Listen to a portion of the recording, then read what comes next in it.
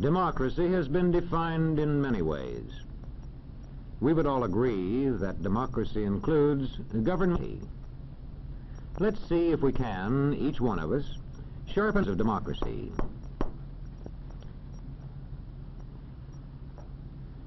We know that democratic words and forms have been written into laws. But it is the way people practice democracy that really counts. Let's ask this man about defining democracy. He studies communities and the way people live in them.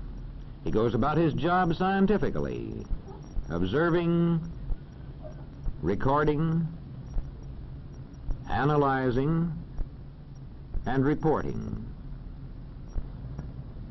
Well, I'll tell you one thing. Students of society have been reporting their observations and analyses for a good many centuries. And as yet, there is not one single definition of democracy that they would all accept. There's one point, however, they would all agree on, and this is it. In thinking seriously of democracy, one must define his words carefully and use them consistently. When you have your own definitions clear, you know exactly what to look for in a community. Many students agree that two important signs of democracy are shared respect and shared power. Let's take shared respect first. Sharing respect means that each shares the respect of all.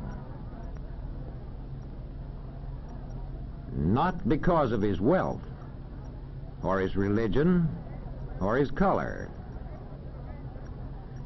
but because each is a human being and makes his own contribution to the community, from healing its sick to collecting its garbage, from managing its railroads to running its trains.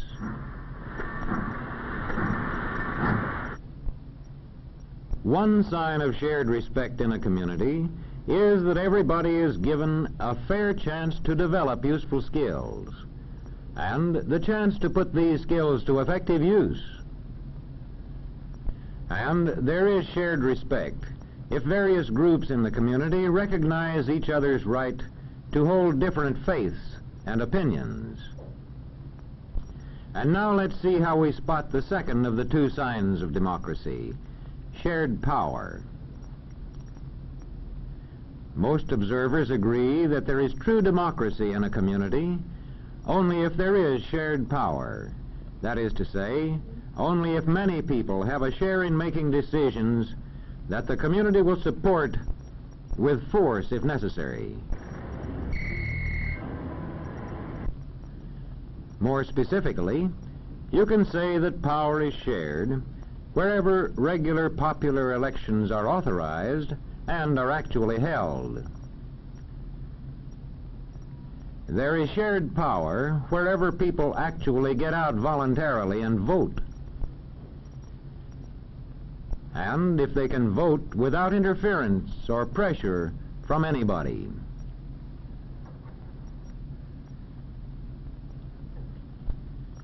There is shared power if office holders are drawn from representative groups in society, if they include men from the farms, men from the law courts, men from the stores, men from the factories, office holders who are drawn from representative groups of the community. In a democratic legislature, shared power shows itself in a strong opposition. Listen. And that is why I'm confident the governor will have the support of the House on this bill. Mr. Speaker, as usual, the honorable gentleman is quite wrong.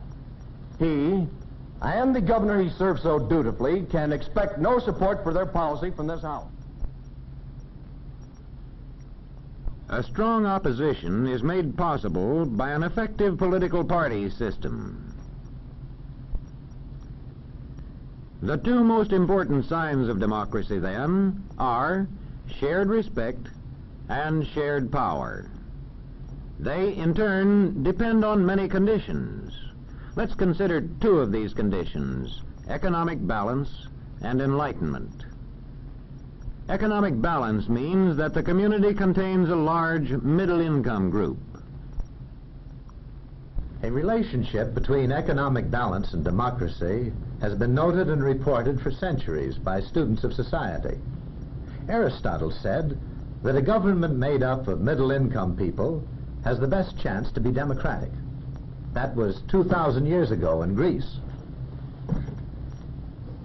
And well over a century ago in America, James Madison warned that extremes of riches and poverty set group against group. In past centuries, economic balance was improved when large feudal estates were gradually reorganized into independent farms as one part of the development of democracy. This creation of better economic balance aided the further growth of democracy. The social observers of our time have also noted that the development of democracy usually goes hand in hand with the growth of large middle-income groups. In today's world of giant technology, one of democracy's serious problems is how to maintain flourishing middle-income groups. Another important condition for democracy is enlightenment. Making information available to citizens and giving them the skill with which to judge it. As public education increases, democracy grows. In checking a community for democracy, we must find out whether it provides schools adjusted to the needs of its young people. Just being able to get books and newspapers is no guarantee of democracy. The newspapers of a real democracy meet these tests: balanced presentation of news, disclosure of source, competence of the staff. In applying these tests to newspapers, we find out, first of all, if they report both. See if the news pages contain news only, and if opinion is kept for the editorial page.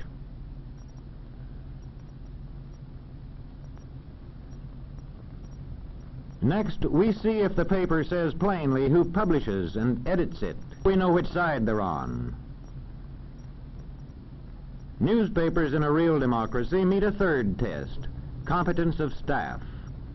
This test requires newspaper men to value accuracy and impartiality and to interpret the news skillfully for the public. The competence test also requires newspaper men to use the services of experts. I want 500 words on freedom of the press for our anniversary edition. How about it? But, Professor, you know more about the history of freedom of the press than probably any other man in the country. Yes, that's right. I mean the responsibility of a free press and other forms of communication like the radio and the movies to enlighten the people into democracy. When we examine any democratic community, large or small, or just average, we find that we can separate out two distinct signs of democracy: shared respect and shared power. They, in turn, depend on at least two conditions in the community: economic balance and enlightenment. There is no standing still. The more economic balance and enlightenment, the more shared respect and shared power. Democracy is something that's never finished. It wanes with neglect, and it grows with care. If a community works to balance its economy, and if it works to enlighten its citizens, such a community can achieve shared respect, and it can achieve shared power. By working hard at it, the citizens of any community can achieve democracy.